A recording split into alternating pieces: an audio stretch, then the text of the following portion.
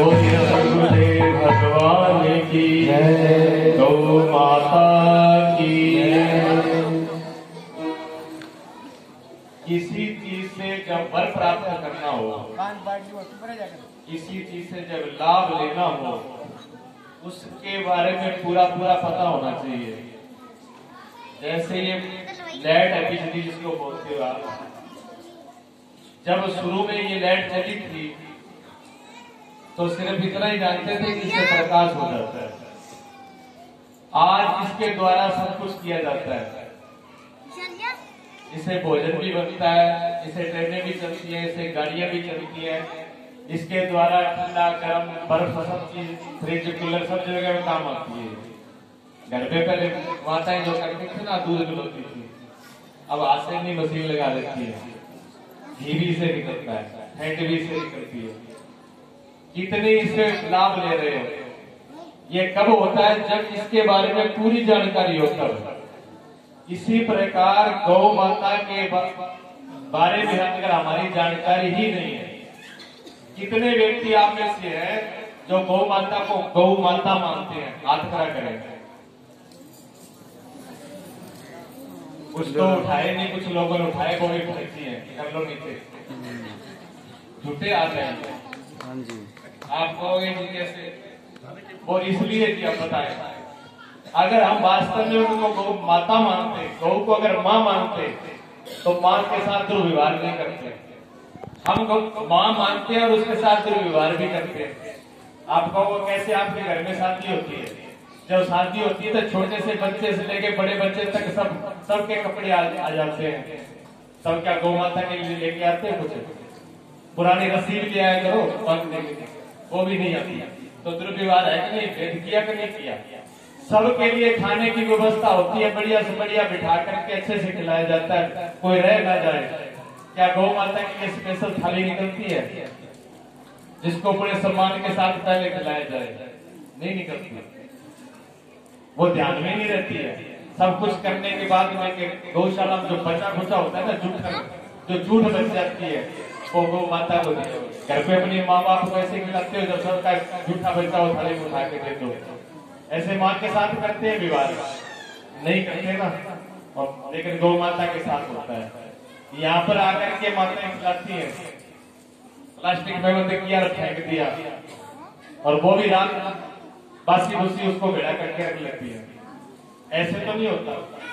माँ के साथ ऐसा व्यवहार होता है। और इतना नहीं, लास्ट टाइम में अगर माँ स्वर्गवास हो जाए, तो जब स्वर्गवास हो जाती है तो माँ को किसी विशेष आदमी को बुला करके वर्ग के उसको बोलते हैं कि तो उठा के फेंक दो इसको, कुत्ते और वो खा के, या किसी ट्रैक्टर के पीछे जोड़ दो उसको और गैस करके डाल दो एक तरफ। क्या अपनी माँ के साथ ऐसा व्यवहार होता है? नहीं होता। हम शुरू से लेकर के अंतिम तक गौ माता के साथ ऐसा व्यवहार करते हैं। और आप कहते हो कि हम गौ माता मानते हैं, इसलिए मैंने कहा आपने झूठा अभिषेक किया होगा। मेरी बात गलत है कि सही है? सही है। झूठे थे ना। अगर वास्तव में अगर माँ मान रहे हो तो माँ जैसा व्यवहार करना सीख लो। और जब तक माँ जैसा व्यवहार, माँ की दृष्टि नहीं आएगी, तब तक आपको वरदान मिलने वाला नहीं है। बहुत से लोग मुझे कह देते हैं कि स्वामी जी हम तो बचपन से लेके बुढ़े हो गए सेवा करते करते गौशाला गौओं की, हमको तो जैसे वैसे पढ़े तो रहोगे। आपने क्या समझ की है सेवा? गौ माता को जो उनका स्वरूप है वो समझा ही नहीं है। आपने उनको जानवर समझ के किया है। जब जानवर भगवान के सामने, जब तक का आप भगवान की मूर्ति पत्थर दिख रही है, वरदान नहीं मिलने वाला। जिस दिन वो पत्थर भाव खत्म हो जाएगा और परमात्मा का भाव प्रकट हो जाएगा। एक किसान आदमी था, उसने एक संत के पास चला गया, कहले महाराज लंबी चौड़ी तो हमारे से समस्या होती नहीं है, कोई छोटा सा बता दो, छोटी सी सिद्धि कर ले 1 मिनट में। तो महात्मा जी ने कहा सबसे बढ़िया गणेश जी, सबसे छोटे हैं गणेश जी कर दिया कर। उन्होंने कहा ठीक है, पर गणेश जी मिलेंगे कहाँ? वो तो शिव जी के पास माता के मंदिर में ही मिलेंगे। तो शिव जी के मंदिर में गया, गणेश जी गोद में बैठे हुए थे माता जी की, उनकी पूजा शुरू कर दी। अब गणेश जी की पूजा शुरू करी, धूप अगरबत्ती लगाई। धूप अगरबत्ती लगाई तो धूप का जो धुआं था ना, वो शिव जी की नाक में जा रहा था। अब उसने गौर से देखा, एक बार उधर देख ले, एक बार गणेश जी की तरफ देख ले, एक तरफ शिव जी की तरफ देख ले। उसने कहा पूजा तो मैं गणेश जी की कर रहा हूँ और सारा ये लिजा रहा है ये शिव जी की, तो ये तो मामला गड़बड़ हो जाएगा, फिर सिद्धि तो होगी नहीं, ये तो पूजा में गड़बड़ हो रही है। अब उसने थोड़ी देर तो देखा, उसने देखा देखो बेईमानी मत करो देवता हो करके, ये गणेश जी का धुआं इधर ही आना चाहिए, वो आपकी तरफ नहीं जाना चाहिए। लेकिन वो तो जा रहा था, वो जिसकी हवा बीच में नहीं थी तो ऊपर सीधा जा रहा था। अब थोड़ी देर तो उसने देखा, उसको गुस्सा आ गया, गुस्से में क्या इधर उधर देखा कि और तो कुछ नहीं, नाक बंद की जाए। तो जो रुई पड़ी थी वहां पर मंदिर में बत्ती बढ़ाने के लिए, वो रुई उठाई और शिव जी की नाक में दोनों नाक बंद कर दिए कस के। बहुत दिन हो गए तेरे को, अब लेना दिमाग कैसे लेगा। अब दोबारा कस रहे हैं तो कहते हैं जैसे पर उसने पूरे भाव से ये कर्म किया, आकाशवाणी हो गई मंदिर के अंदर प्रसन्नता से। तो देखा भगत हम तुम पे प्रसन्न है, हमारे प्रसन्न कौन है, छोटी है बड़े वाले के भगवान शिव। अच्छा नाक में रुई लगाती है, कल ठिकाना आ गई, अभी तो सांस पूरे बंद किए ही नहीं है। भगवान कहने लगे कि मैं आपकी नाक बंद करने से प्रसन्न नहीं हुआ, लेकिन तेरा जो भाव था पत्थर का वो खत्म हो गया। तेरी दृष्टि में अब मैं पत्थर नहीं रहा हूं, तेरी दृष्टि में अब मैं सचमुच ही उसका भोग लेने वाला भगवान था, इसलिए मुझे प्रकट होना ही पड़ा तेरे भाव को लेकर। भाव अगर पत्थर का है तो जिंदगी भर पूजा करना मंदिर में जाकर के, पत्थर पूजते पूजते तुम्हारा दिमाग और बुद्धि सिर सब पत्थर हो जाएंगे, पत्थर से सिर फोड़ देना, कुछ मिलेगा नहीं। अगर आपके भाव बदल जाए, पत्थर नहीं रहे, भगवान का भाव आ जाए, तो आपको वरदान मिलने में देर नहीं लगेगी, फिर भगवान सामने खड़े हैं। गौ माता आपके लिए जानवर है, वरदान नहीं मिलने वाला है। गौ माता 33 कोटि देवी देवताओं का वास है, एक शास्त्र में नहीं अनेक शास्त्रों में वर्णन है इसका। ब्रह्म पुराण, विवर्त पुराण, ब्रह्मांड पुराण, आप पुराणों को पढ़ करके देख लीजिए, मैं विस्तार नहीं करता, इतना टाइम नहीं हो मेरे पास। आप उनमें जाकर के देखिए, उनमें पूरा विस्तार लिखा हुआ है, एक गौ माता के अंदर कैसे कैसे देवताओं का वास हुआ। जब गौ माता प्रकट हुई तो हलचल मच गई पूरी पृथ्वी, तीनों लोगों में, सब आकर के क्यों पवित्र जगह पर कौन नहीं बैठना चाहता। वो ऐसा एक बड़ा परमात्मा की सृष्टि के अंदर एक अद्भुत जो है वो बन करके तैयार हुआ।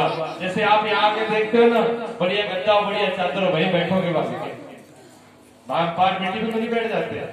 हर व्यक्ति जो अच्छी जगह बैठना चाहता है, तो सभी देवताओं ने फटाफट वास कर लिया। आंखों में सूर्य और चंद्रमा, चरणों के चारों पैरों में नाग देवता, पूछ में नाग देवता, सिंगों में स्वयं शिव भगवान, और जो खुंबी होती है ऊपर उसमें सूर्य भगवान, सूर्यों का उसमें वास, सूर्य की तो नाड़ी भी बोलते हैं उसको, हर जगह वास हो गया।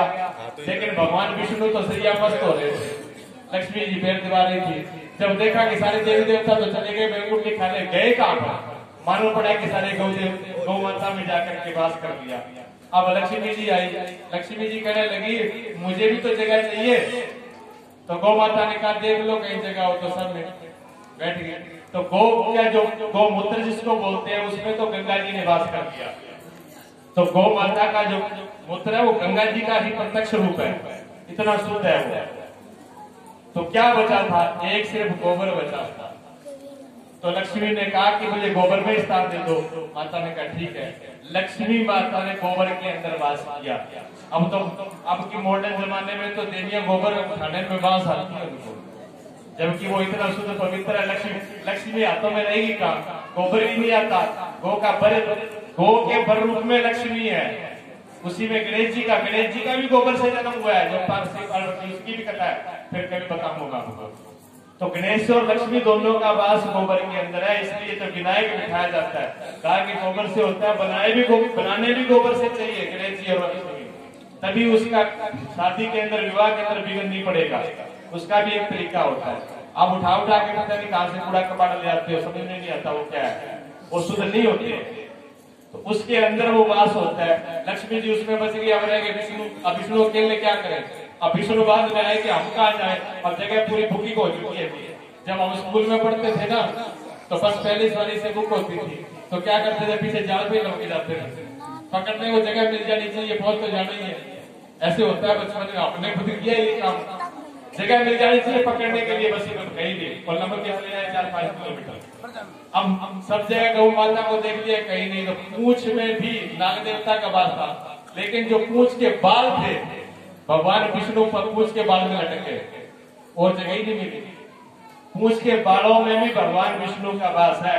आपके बच्चों को नजर लग जाती है, कई पंडा पुजारी लोग और मौलवियों के पास बाजी फिरती हो, आप प्रैक्टिकल करके देख लेना, चाहे बड़ा हो छोटा कोई, जिसको नजर लग जाए देसी गाय होनी चाहिए, जर्सी नहीं। देसी गाय का पूंछ लेना और साथ वाली झाड़ देना, नजर झड़ जाएगी तुरंत। आज ही लगी तो आज ही कर लेना प्रैक्टिकल से, नहीं तो अपने अपने करके देख लेना। कई बुढ़ी माता सोचते हैं जनते करना भी काम करा, कौन बोला कौन बोलो कर, ये बोले पक्की बात कर जाएगी। तो उसमें ये गुण है। अब एक दूसरी बात, बचपन से लेकर गौ माता का जो है बचपन से लेकर के एक बीच में और बात बता दूंगा, जो आप रोटी खिलाते हो ना, ज्यादातर एक भाषा पकड़ रखी है जी कि पहली रोटी गाय को खिलानी चाहिए, गौ माता को, ऐसे ही है ना, लेकिन ये गलत है, ये गलत है जी। पहली रोटी माता इतनी बैठी है अभी आपके सामने में, जो पहली रोटी है वो बताओ सही सीखती है क्या? जहाँ तो थोड़ी कच्ची रहेगी, जहाँ फूलेगी नहीं, जहाँ पर जल जाएगी, बताओ होता है कि नहीं ऐसा? ये देखो सामने से होता है, उसका टेम्परेचर सही नहीं होता तवे का, दूसरी रोटी का टेम्परेचर सही होता है आकर के, तब रोटी सही फूलती है। पहली रोटी नहीं खिलाई जाती, ये भी एक गलत हुआ।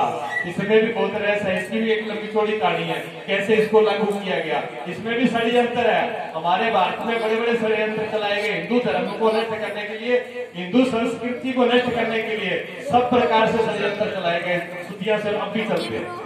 पहली रोटी नहीं, पहले, मेरी भाषा समझना, सिर्फ मात्रा का फर्क है। पहले रोटी खिलाई जाती है, पहली नहीं खिलाई जाती, यानी कोई भी घर का सदस्य खाएगा नहीं, उससे पहले जो सबसे बढ़िया रोटी है उसको चुमड़ करके अच्छी तरह से गौ माता को भोजन कराया जाता है।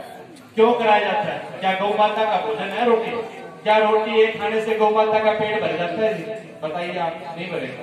गौ माता का चारा नहीं है रोटी, गौ माता का पेट भरेगा नहीं एक रोटी से। फिर रोटी क्यों खिलाई जाती है? गौ माता के लिए नहीं खिलाई जाती है, आपके लिए खिलाई जाती है। क्यों? क्यों आपने जो प्रसाद भोजन बनाया, जो अन्न बनाया, उसमें 5 प्रकार के पाप हुए, 5 प्रकार के उसमें पाप हो जाते हैं जी। जब जहां से बन के आता है पीसते, उसके अंदर गुण भी होता है, अग्नि जलाते हैं, उस अग्नि में भी कीड़े जलते हैं, आटा गूंथते हैं, पानी लेते हैं, जब बन के आता है तो भारी झाड़ू लकड़ी सब में कीड़े मकोड़े मरते हैं, तो उसमें कुछ पाप कर्म हो जाता है। अगर आप सीधा खाओगे तो वो पाप के बाकी आप बन जाओगे, वो अन्न नहीं है, वो विष के रूप में भगवान कृष्ण ने भी कहा है। गीता में इस बात को लिखा है, जो सीधा भोजन करते हैं बिना किसी भोग लगाए, बिना किसी किए, अर्जुन वो पाप को खाता है, वो प्रसाद को नहीं खाता है। जब प्रसाद, अपना भोजन प्रसाद बनाना हो तो फिर क्या किया जाए? गौ माता को पहले